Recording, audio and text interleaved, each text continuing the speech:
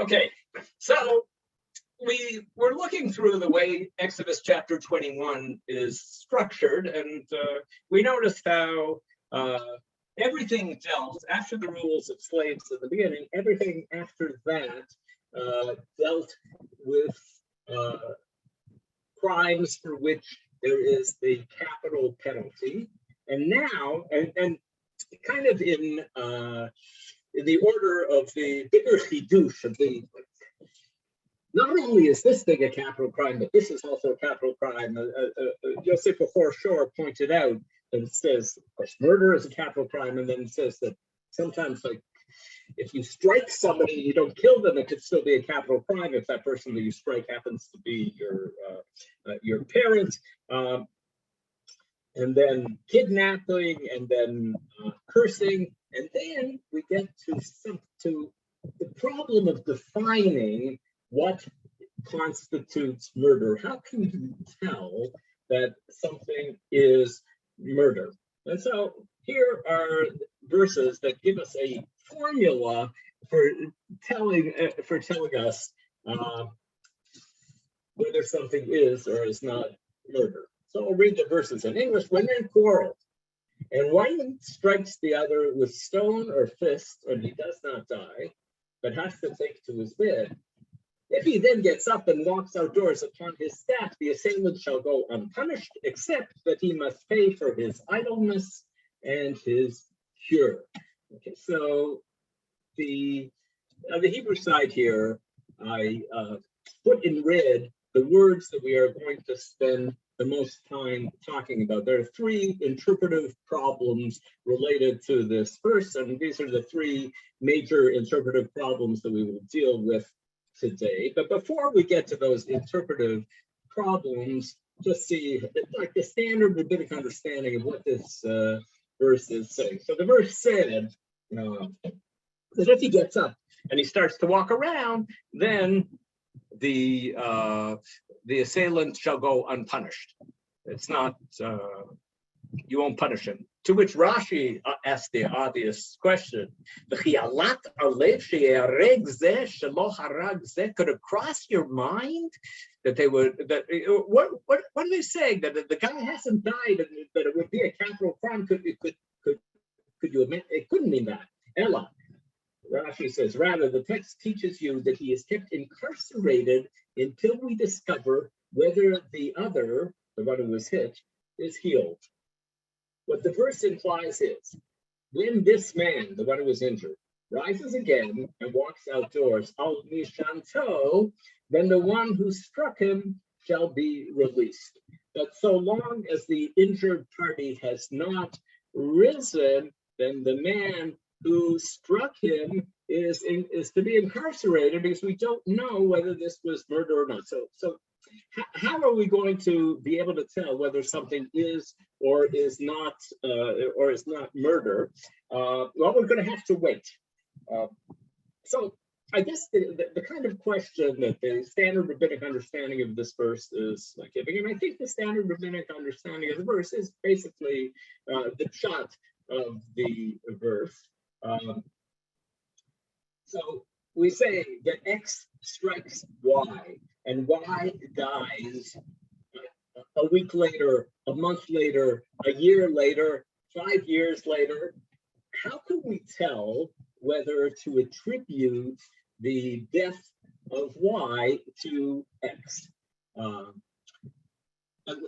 not an expert in modern law or in modern medicine, but in all the crime-related, mystery-related books and television shows that I look at, there's always a pathologist who comes and testifies and says that he or she did an autopsy and discovered that the cause of death was thus and such, and then you know what the cause of death is. However, in biblical times, the pathology was not particularly a well-developed art, and so how can you tell whether the striking was that which led to the death of the person who was struck?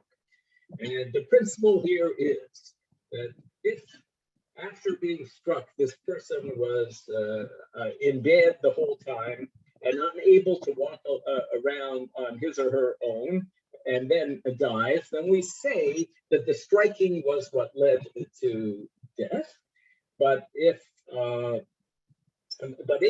that person gets up and walks around outside and then dies after that, then we say that the death is not attributable to the striking. And then, as the verse said, all you have to do is pay for the fact that the person was idle, the unemployment insurance for the time when when the person who was struck was unable to go to work, and the doctor bills. We'll talk about that. And some of you who have studied rabbinic literature will know that actually the rabbis say that there are 5 different kinds of payments that have to be made if you strike somebody without killing them. In addition to these 2 categories, shevet and ripui, idleness and cure. There's also damage. If you inflicted damage on somebody in such a way that, let's say that their arm is now crooked or something like this, that could be, or if they lost part of a limb or something like that, there'd be a payment for damages.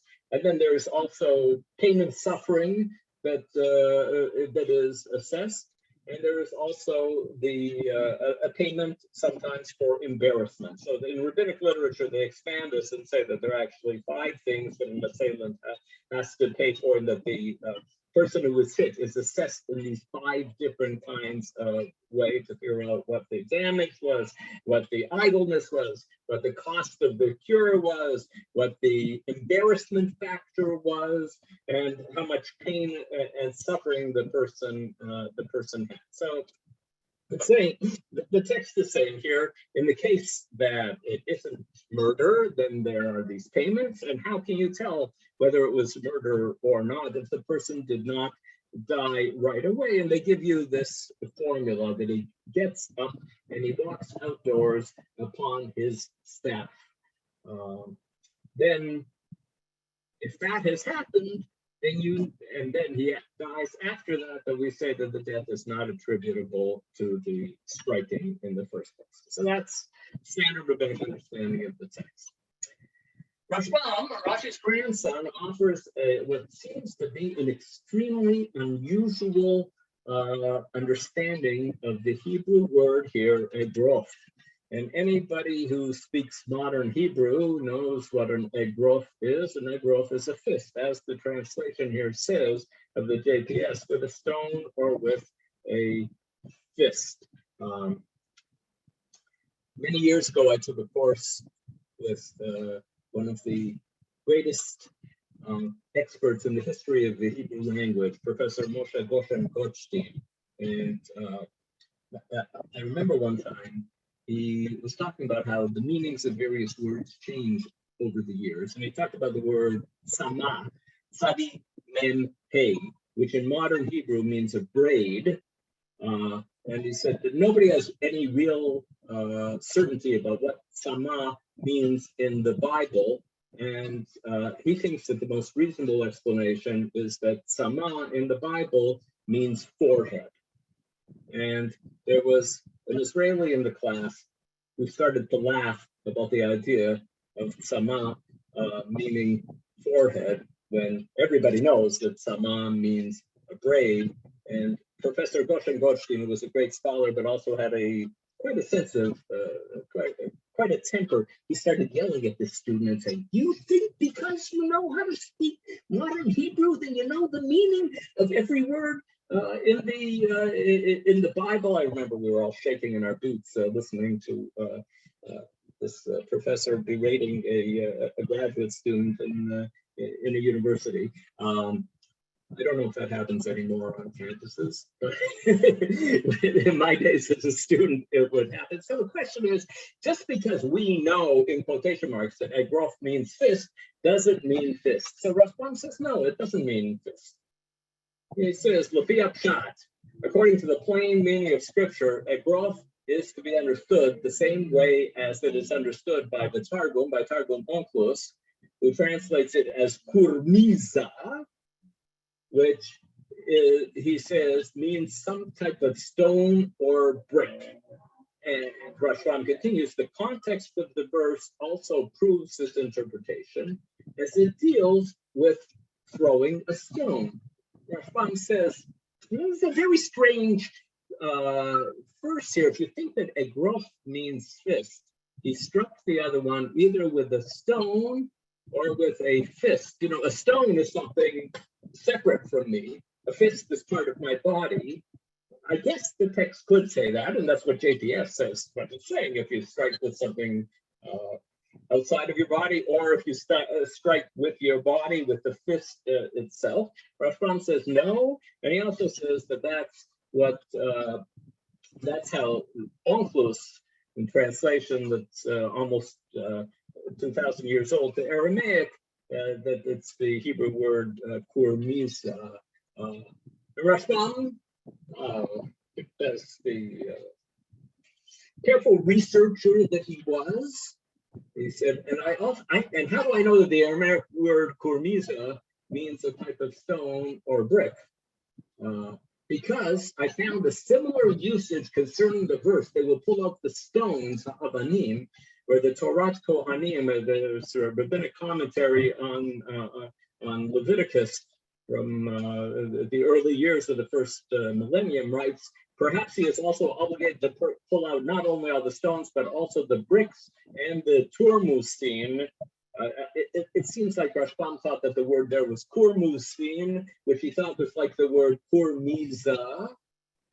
And also, there is one other verse in the Bible that uses the word agrof, a famous phrase that we know from the Haftarah, from Isaiah that we recite on Yom Kippur in the morning. Talks about one who strikes with an agrof.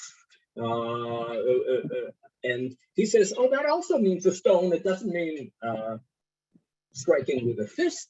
It means striking with a stone. With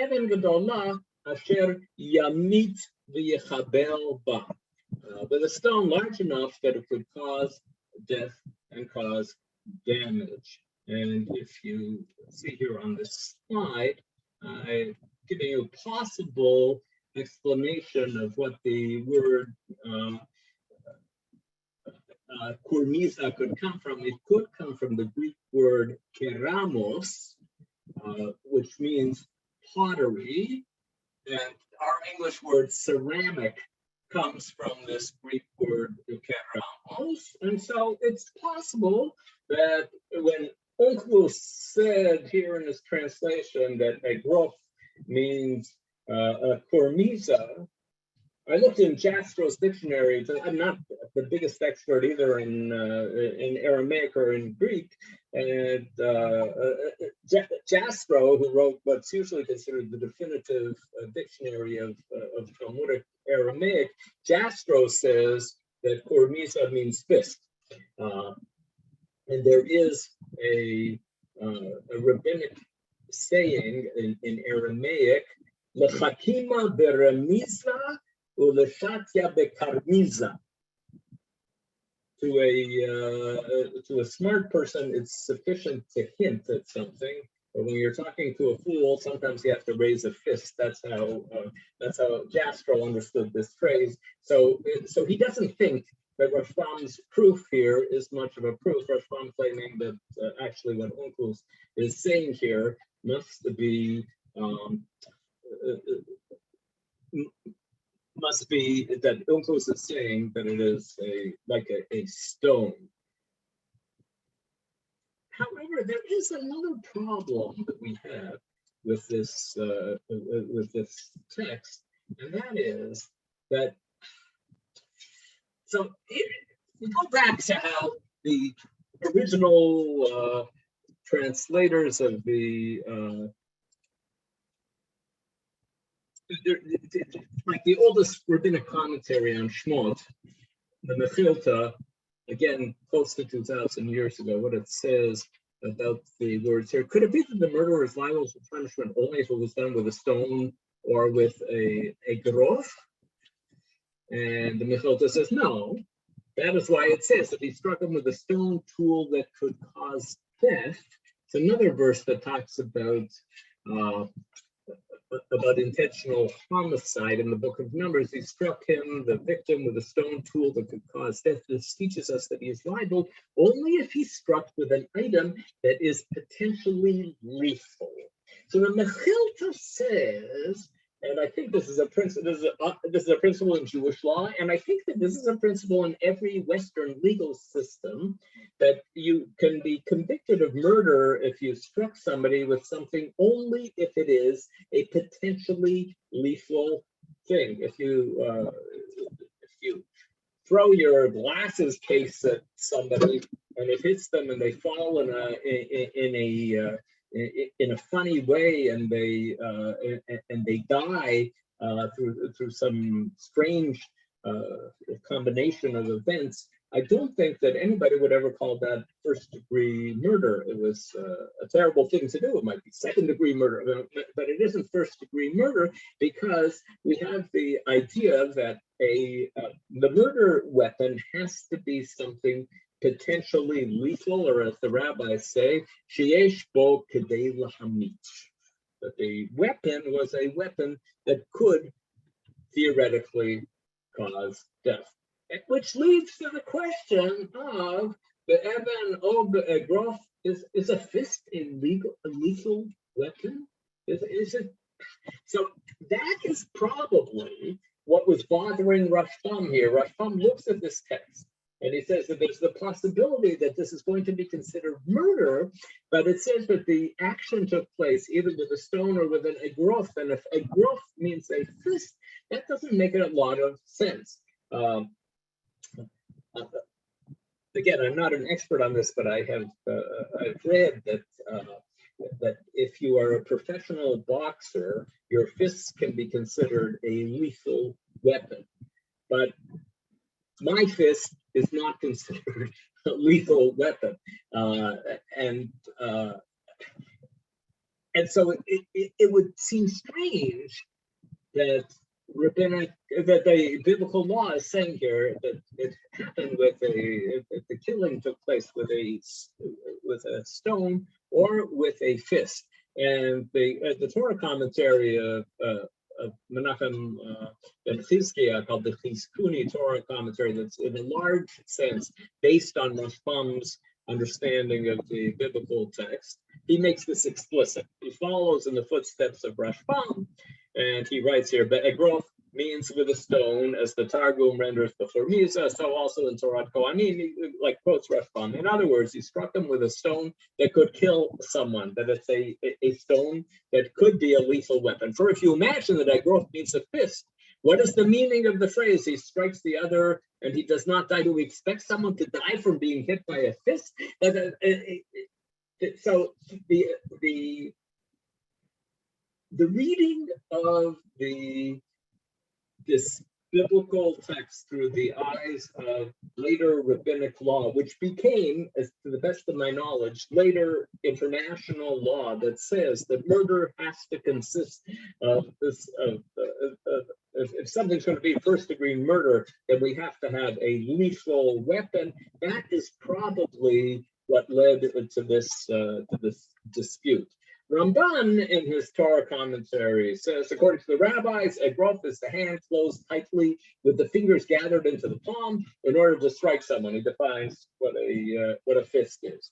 Scripture thus mentioned two kinds of hitting: a hard one with a stone, and a lighter one with a fist, which in most cases does not cause death, teaching that in both cases an estimate of the power of the stone or the fist is needed, and the assailant is meanwhile incarcerated. So you need two things to be assessed. You need to decide whether this person has healed from the original striking, and we also have to assess whether the weapon that was used is something that an assailant could reasonably understand might have been a lethal weapon that could cause death. And then Ramban says, others say that egrof is actually a clod of earth, and that it isn't a fist. Presumably, those others that he is referring to are troubled by the same idea here.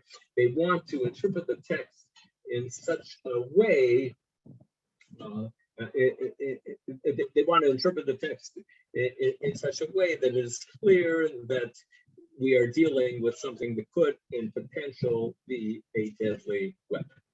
Okay, so that's the first issue that I want to deal with today, the dispute about what a growth means, which essentially leads us to the question of how you assess what is not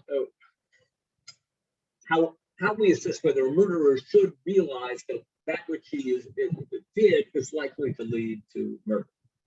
Okay, and now we come to the second issue that I said we would deal with today, with the way of measuring whether the person has healed. So Rashi says that we incarcerate the assailant. I'm sure you all know that incarceration is not a common penalty in the Torah. It's actually never prescribed as the penalty for anything, but it is a method that is used for holding somebody until you decide what actually is going to be done. So that this person has committed a crime. The assailant has committed a crime, and we don't know whether the assailant has committed assault or whether the assailant has committed murder, and we have to wait, and we will see what the results are. And we're given this formula here, that if you see that the injured party is able to get up and walk around outside al mishanto, then we say, oh, clearly this wasn't murder. And the simple rabbinic understanding here is that, let's say this person gets up and is walking around outside on al mishanto and then dies the next day, then we say, well, no, there was some other cause of death, and it wasn't because of the assault. The assault was not the factor that led to the death. Again, because we don't have a well-developed art of pathology in order to assess what the real cause of death was. Here, again, we find another surprising understanding of the biblical text. So our first surprise was that egrof might not mean a fist, the way we all of us who speak modern Hebrew assume that egrof should mean a fist. And then we see that mishanto might not mean a staff, a walking stick. Here's if he then gets up and he walks outdoors, JPS translation, upon his staff. A staff is a walking stick. It is possible that people in antiquity used walking sticks even more than we use walking sticks today, particularly if the roads aren't very well paved, if you're on a bumpy surface. A lot of people will walk around using a walking stick, not just elderly people. Rashi says that isn't what mishanto means. Rashi says mishanto means on its own strength, which seems to mean without a walking stick. He's walking around without actually leaning on anything. So the verb sha'an means to lean. So mishenet is a noun that usually means walking stick. But Rashi is saying, well, sha'an means to lean. So al mishanto means that he's like leaning on himself. He's not leaning on something else. He's just leaning on himself. Why does Rashi say this? It's not his invention. The Targum Onkelos, those of you who can read the Aramaic, on the left-hand side, you see Onkelos says, "Im yakun bi'alech bevara al borye." That's the Hebrew, the Aramaic equivalent of the Hebrew al buryo. Al barye means on its own strength. Another ancient Aramaic translation, the Targum Yonatan, does not understand it that way. That the Targum Yonatan reads, "In yakum mi'mar'eh," from his bed. He gets up from his bed, "U'mahalach b'shuka," and he's walking around in the marketplace. Al muranite. Muranite means on his walking stick. But in the Mechilta, again, the Midrash Halacha, the rabbinic text on Exodus that's close to 2,000 years old, the Mechilta says, Al Mishanto means on his own strength. And then an interesting comment in the Mechilta, this is one of the three biblical phrases that Rabbi Ishmael used to explain as figurative. We'll talk a little bit more when we get a little farther along in Parshat Mishpatim about figurative understandings of legal texts. There's a certain admission here in the Mechilta that, of course, the simple understanding of the word Mishanto means his walking stick, his staff. But Rabbi Ishmael is saying, no, we should understand it as figurative. Not as it isn't talking about a literal walking stick. It's talking about this person being able to walk on his or her own strength. So that's Rashi's somewhat surprising understanding here of Mishanto. Ibn Ezra says, Mishanto, as in the phrase, old men and women, each with their walking stick in their hand. A verse, beautiful, famous verse in the prophet Zechariah, who prophesies that that we will yet see many old men and old women in the streets of Jerusalem, and in the part of Jerusalem where I live. We do see a lot of old men and old women, and he says each one of them with their walking stick, because they've lived to a ripe old age, and I do see that from time to time when I am here in Jerusalem. So Ibn Ezra says, okay, that's the simple understanding of Mishanto, but the rabbis taught that Al Mishanto means on his own strength, meaning that he won't lean on someone else when he gets up, but he'll stand up on his own strength. And then Ibn Ezra, as he often does, gives up. And he says, we will abandon the former explanation and we will rely on the latter explanation, since the second explanation has trustworthy witnesses. Rabbinic tradition is trustworthy. This old understanding of the Mechilta, he's abandoning this interpretation, not because Rashi said it. Ibn Ezra does not give in to Rashi on any regular basis, but he does give in to classical rabbinic literature on a frequent basis. And he says, okay, I give up. I thought that Mishenet meant a walking stick, but I'm going to abandon that interpretation because I see what the reliable rabbinic tradition has to say about this verse. Curiously, Ibn Ezra, who often is seen as being, not the most conservative, to put it mildly, of the medieval Jewish commentators. Some of you might know that Baruch Spinoza used to famously argue that Ibn Ezra did not believe that Moses could have been the author of the Torah, and Ibn Ezra is a bad boy from time to time, taking on unusual kinds of opinions. But in the bottom line, he kind of concedes to the halachic understanding, to the traditional Jewish halachic understanding. On the other hand, Ramban, who is normally considered to be the more conservative one, somehow here he takes the less conservative position. First of all, he quotes Rashi and Ibn Ezra, and then he says, in my opinion, Mishanto is to be understood in this literal sense as a staff, just as in the verses, each with Mishanto in their hands for old age. Scripture is thus stating that if the injured person's health improves sufficiently to enable him to go out walking in the streets and in the broadways with his staff, like those healed from some prolonged injury, the assailant shall go unpunished. So the question is, when do we say that we now are assuming that the death of the victim is not a result of the striking. And so it would seem like from the position of Rashi and of the Mechilta and of even Ezra, we would only assume that if the injured party was able to walk on his or her own outside, only then would we say that they have been healed.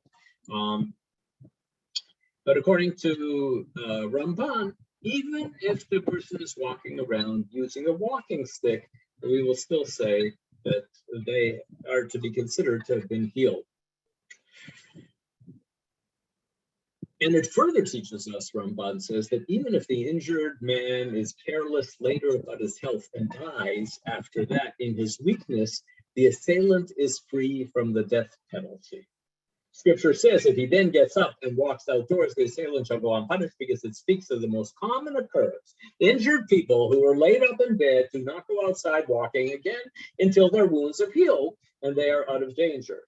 This is the sense of the phrase "and walks outdoors," because if he just gets up and walks in his own house on his staff and then dies, the assailant is not exonerated. So Ramban comes up with what one might say a more lenient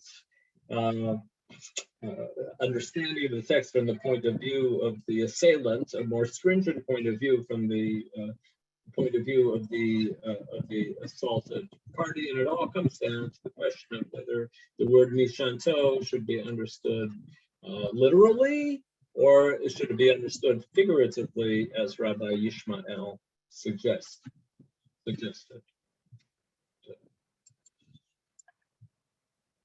Okay, and now we go on to the last issue that I want to look at today, the question of paying for healing.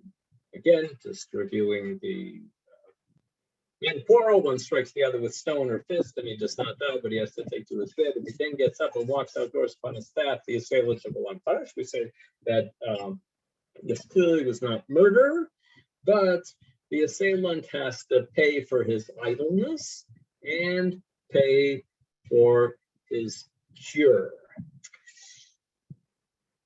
A famous rabbinic text, again, back to Rabbi Yishmael, that we saw commenting on that word mishanto. Rabbi Yishmael taught that from the words, he must pay for his cure, from this we learned that permission has been given to doctors to heal.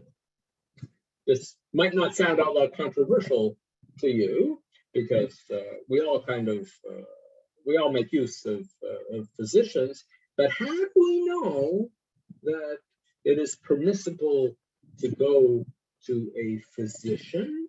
Rabbi Ishmael says, well, if the Torah says that you pay the doctor bills, it means that it's okay to use a doctor. So this is found both in the Mechilta and in the Babylonian Talmud Bava Kama, the argument that from this verse we know that it is permissible to go to a physician for healing. And why is this at all controversial? Because we have another verse in the Torah that says, if you will heed the Lord your God diligently, doing what is upright in his sight, giving ear to his commandments and keeping all his laws, then I will not bring upon you any of the diseases that I brought upon the Egyptians, for I, the Lord, am your healer. Ani Hashem Rofecha. And we all know that there are a number of religious groups, not Jewish religious groups, but there are religious groups who argue that healing comes from God, and that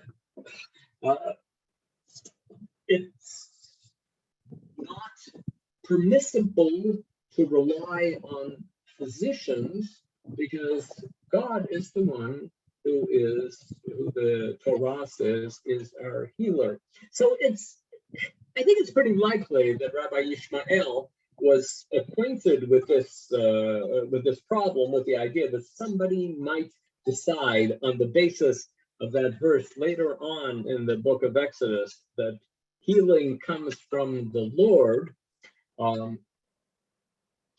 And so he says, well, we have a verse here that says that when you assault somebody and you cause damage, you have to pay the doctor's bills. And so that kind of proves that it is permissible to go to a doctor. This has been, I would say, the majority Jewish approach throughout all documented Jewish history that I know about. But I just thought today that I would share with you some surprising texts that take a different kind of idea, a different kind of approach to this issue. So here's what Ibn Ezra says in his first commentary on Exodus. People will recall Ibn Ezra wrote two commentaries on Exodus. The first one when he lived in Italy, and the second one when he lived in France. Ibn Ezra writes, the opinion that these words, he must pay for his cure, provide a license to doctors to heal, is a minority opinion. He says, yeah, there's just one rabbi in the Talmud who says this. Rabbi Yishmael says this, but this is not the majority opinion. For in my opinion, or Lafi Da'ati, the true path is for a person to rely on the Creator and not on intelligence, neither on astrology nor on medicine. And it's funny, Ibn Ezra believed in that astrology works. He wrote books about astrology, but he said that the proper religious Jew should not rely on astrology, should rely directly on God. And so when he compares medicine here to astrology, it's not that he's insulting medicine, because he believes in astrology also, but he thinks that even though these things work, that a Jew should be striving to have a direct relationship with God. For the verse says, I am the Lord, your healer. There's no need for another healer to be God's partner. So what's it going to do with this verse here that says that you have to pay the doctor's bill here, that if one person harms another person, he has to pay the doctor's bill? He comes up with an unusual idea. The wound in this verse comes from a person, so a person is able to heal it. But how could a person heal that which God has made ill? As the verse says about God, he smites and then he heals us. Yach v'yach b'shem. And so when we have an illness, when we have an injury that is not an external injury, then healing will come from God. Again, just pointing out what I think everybody here knows, this is not the standard later Jewish approach, and the standard later Jewish approach is, of course, like there's a partnership between the physician who's trying to heal us and God who's trying to heal us, and they work together with each other. I made a shiva call today on a friend of mine who's a psychiatrist, and we had a far-reaching discussion, and he said, he quoted Freud, who once said, I can't deal with the following condition, only God can deal with that. And so he said that Freud had various things that he thought that he was not able to deal with, and that you rely on God.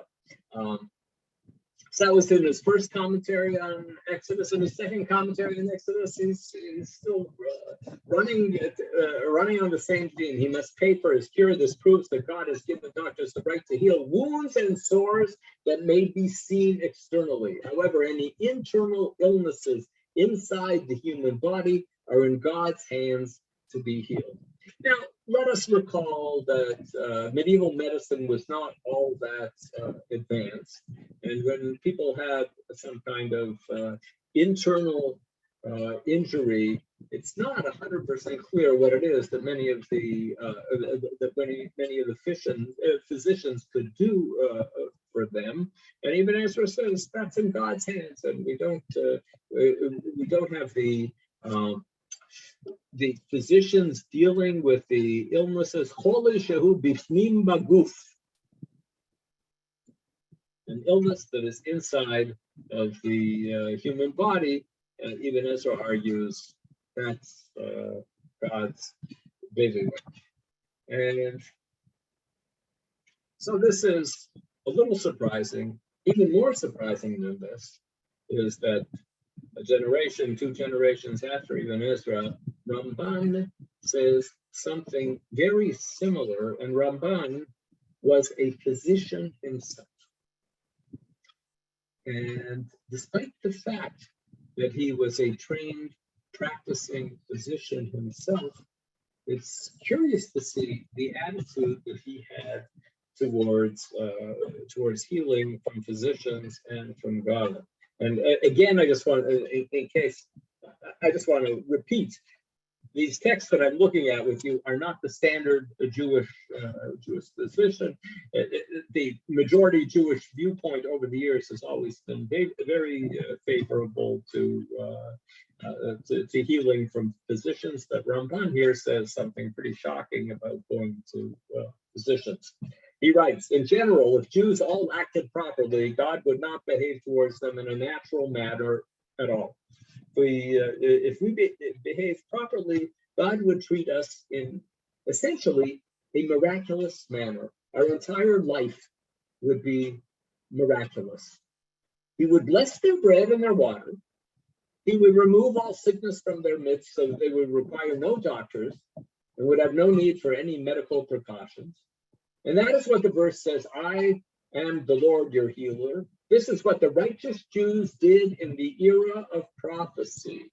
When illness befell them, they went to a prophet and they didn't go to a doctor. Again, this does not sound like the Judaism that most of us know and practice.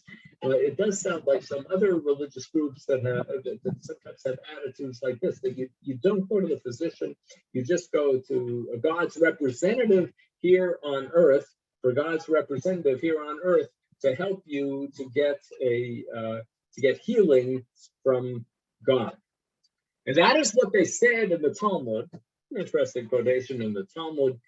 Ein darkam shel bnei adam berefuot ela shenahagu. It really isn't the way of people to use medicine, but it's the custom. You know, it's like the Gemara is saying it's not a halacha, but it's a minhag. It's not Jewish law, but that's what people do. People go to doctors, and so so we're not going to oppose going to doctors. In other words, if people avoided medicines, they would get ill when deserving of punishment for their sin, and they would be healed at God's desire. If you believe in providence, if you believe in reward and punishment, why shouldn't you believe, the Ramban is saying, that if you misbehave, God will make you ill. And then if you improve yourself, if you do tshuva, if you repent, then God will take care of you. And Ramban is suggesting that would be a much better way of running the world, instead of having people getting ill and running off to physicians. And they would be healed at God's desire. But people adopted the custom of medicine, so God abandoned them to the ways of nature. Because human beings decided that they were interested in medicine, that's why God allows nature to have an effect on us, instead of God being the one who controls our lives in all senses.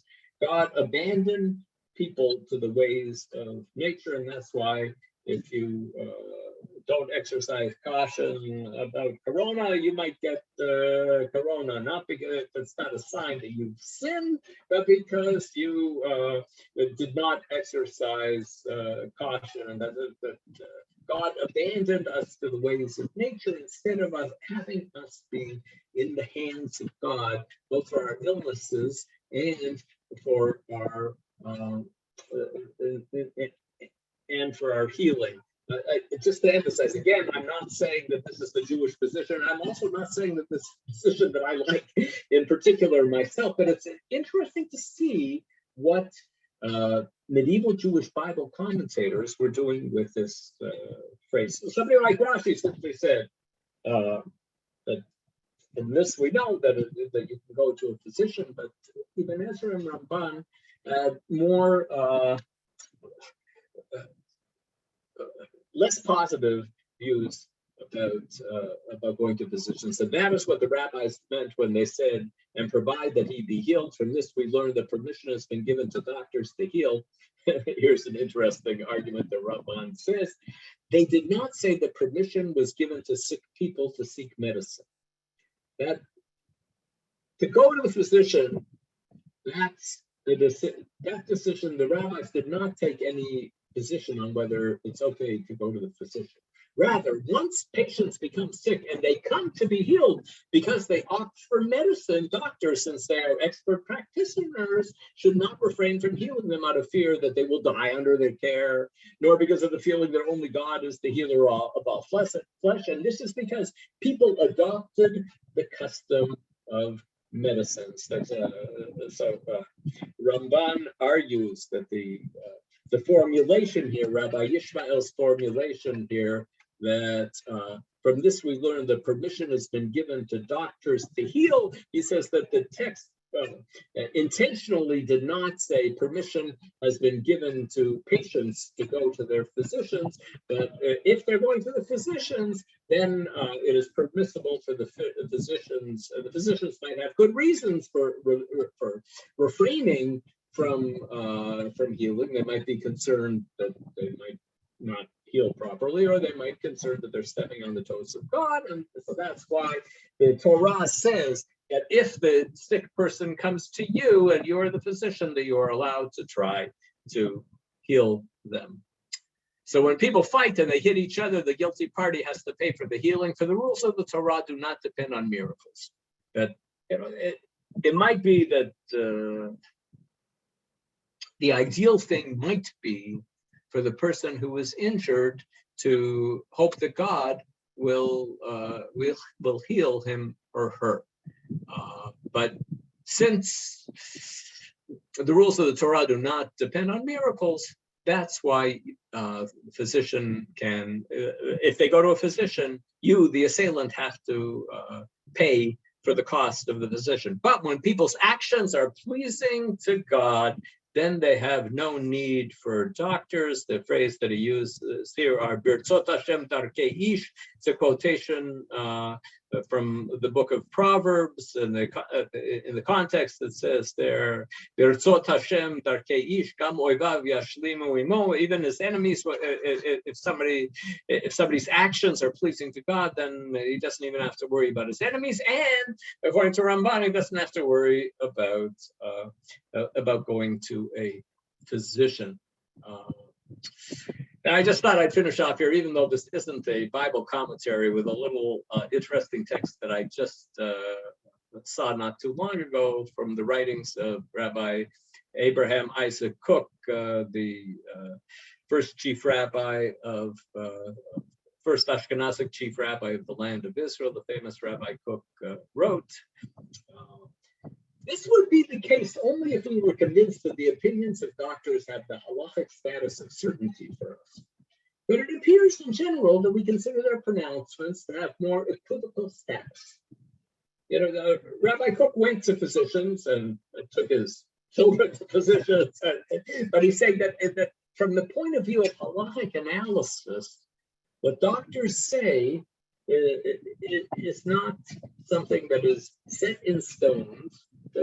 What they say has kind of equivocal status. They themselves could not possibly consider their opinions as certainties. Sometimes one of them or even many of them establish some firm principle in medicine and similarly in other sciences, and then many consider this to be truth, and then another generation comes along and investigates and discovers that the previous opinion was all vanity. That the doctors say something, and then a generation later they're saying something totally different. They have a different theory. That which one builds up, another one knocks down. Their words have the status only of approximations and of intelligent guesses. Accordingly, everything that they say should be considered equivocal. It should be considered a safek. It establishes a safek, and it establishes down there, oh, the doctor said that if I do this, this might happen to me. I should take that safek into mind, but I shouldn't consider that to be an established fact. And now to bring proofs, as Rav Kook continuing, that the statements of doctors have only equivocal status seems to be almost superfluous, for even their scholars admit that that is the case. The doctors themselves admit this, and it is a poor dough whose own baker declares it to be bad. Beautiful rabbinic saying, Aluva ha'isa, Aluva isa shenachtomah me'ida leha. If the baker says, this bread that I baked isn't very good, you can count on it not being very good. And so it's just the doctors tell us that they don't know anything, they don't know many things from a point of view of 100% knowledge, but we'll bring proof in any case. It is established in the Talmud Yoma that if a patient says, on Yom Kippur, I must eat, and then the doctor says that it isn't necessary, the Talmud says, the heart alone knows its own bitterness. That the patient is believed because only the patient really knows the condition that the patient is in. And so if the patient says, I have to eat on Yom Kippur, and the doctor says, well, actually, it's not necessary because of the medical condition that the patient has, the patient is given food. That's what the Talmud says. And Rav Kook says, if the doctor's words were considered to have the status of certainty, how would we allow the patient's unprofessional assessment to allow eating on Yom Kippur based only on the slim proof text of the heart alone knows its own bitterness? That's not precisely a halachic statement. Leiv Yodea Morat Nafsho is not a halachic statement, but because of this principle, we overrule the words of the doctors. And Rav Kook says, many years ago, my colleague in Torah, the great rabbi and the leading physician, Rabbi Menachem Mendel, Dr. Sergei of Riga, made a similar comment to me. Notice the way Rabbi Kook refers to people who are rabbi doctors. He puts the rabbi title beside their personal name, Rabbi Menachem Mendel, and then he puts the doctor beside their family name, Dr. Sergei. I have a friend here who, whenever he sends me an email, he addresses it to Rabbi Marty, Dr. Lockshin, having learned from Rav Kook the way of doing it. So anyways, I once was talking to the leading physician, Rabbi Menachem Mendel, Dr. Sergei of Riga, and he made a similar comment to me. He said that doctors do not consider their own words to have more than the status of probable. They consider it to be rov, al kol panim liyoter me'rov.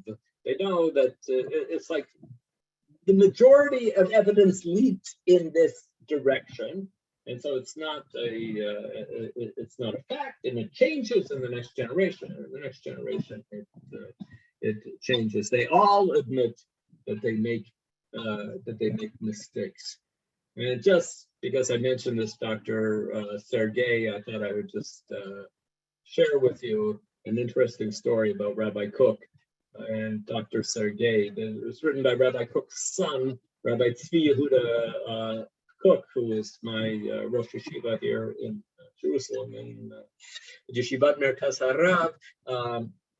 I didn't learn this story in Yeshiva. I discovered it in this journal called Hakira here. Anybody wants to read about it can read about it here. I've got the link here. When my saintly father, Rabbi Avraham Yitzchak HaKohen Kook, visited Sergei as a patient, he offered to pay for his examination and consultation. Sergei adamantly refused to accept payment under any circumstance. I was then a child, not yet 13 years of age, and I told him that he should consider the words of Chazal in Baba Kama, which I was learning at the time, that a physician who heals for nothing is worth nothing. That's a statement in so the Talmud really believes that you should be paying your doctor. And if you go to a doctor who isn't accepting any payment, then you shouldn't be counting on the services that you're getting from the doctor, because if he's worth nothing if he's healing for nothing. And this Dr. Sergei answered. He responded that this statement applies only to non-believing, irreligious physicians, for whom their entire value of life is measured by the money that they gave. For them, if they do not receive financial compensation, indeed, they are healing for nothing. For me, however, the merit of treating such a great Torah scholar is worth far more than any monetary gain. And so I, therefore, am not healing for nothing. And so that's why Dr. Sergei said that he didn't want to accept payment from Rabbi Cook. A little off the topic of Bible commentaries, but I thought it was an interesting text. Okay, let's see what was happening. I see that the chat has been booming. Someone was worried that I was having trouble with the connection. Not that I know of. I wonder whether the Latin name Agrippa might clarify the meaning of the Hebrew word. Egrof was his name, his nickname Rocky. Interesting observation. With the fist, could it be that the fist leads to someone, for example, falls, strikes his head, and then dies? Of course, that could happen, but I'm in my meager understanding of Western law and of Jewish law, I don't think that would be considered first-degree murder. If I, being the weakling that I am, if I, God forbid, were to punch somebody and they were to fall over backwards and they were to hit their head and they were to die because they hit their head, I don't think the Jewish law or Western secular law would consider that to be first-degree murder.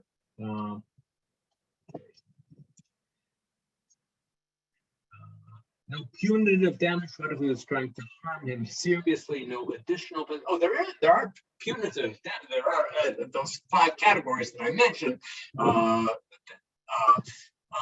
of payment, which includes pain and suffering, which, as we all know, and can be measured in a very large way. Even Israel had a serious illness, Irene writes, in northern France, and vowed that if he was cured, he would write a second intro to the Torah there, which he did in Rouen. So I guess, I don't know, was he healed by going to a physician, or was he healed by going to God? Bloomberg's right. Is this really a comment on the position of halacha on medicine, but rather a comment on the state of medicine at the time? I think very likely that is the case. And you don't find Jews writing things like that in the 20th or the 21st century. So I get the closest that we come to it is Rav Kook saying there that he went to doctors, but he said that I don't think that their pronouncements have the status of certainty. They have the status of rov. The majority of evidence leads in that way, but people who live a halachic life often use rov as a category for deciding what it is that they will do. Yes. Wasn't medical treatment in the past often a very unscientific thing? Yes. Doesn't this contradict the law that one must do everything to save a life? Well, I guess that you would say, well, what does one do? Well, you have to do things to save a life, but should I be going to the prophet or should I be going to the physician? Shows how great Irene writes, Rav Kook was, unlike chief rabbis today. What a mensch. Yes, Irene, don't quote me, but I agree with you. Surely these views of undermining the need to have medical practitioners is predicated on the limited knowledge of the human anatomy and of the scientific knowledge that all of us become aware of that was current in the Middle Ages. Okay, again, defending our situation is different today than it was in the days of medieval medicine. Irene says, you obviously haven't used the NHS in the UK. I won't go there. I recall that convention placing a doctor title before the given name, but after the given name, but before the surname was followed in the Yiddish language Allgemeiner Journal years ago. Thank you very much for pointing that out. I thought this was just, it may have been, maybe the Allgemeiner Journal decided to follow Rav Kook. Maybe it was. Marty? Yes. Let me just finish with the questions that are here. Okay. Sure. Intentions count if someone dies as a result of an intended injury, then I think it would be second-degree murder or manslaughter. I agree totally, but it wouldn't be first-degree murder if I punched somebody and I punched them intentionally and through some freak, even though I'm a weakling, they were to die. I could, I think, be charged with either second-degree murder or manslaughter. Ramban was a doctor himself, yes. Who was a greater, Dr. Rambam or Ramban? I don't know.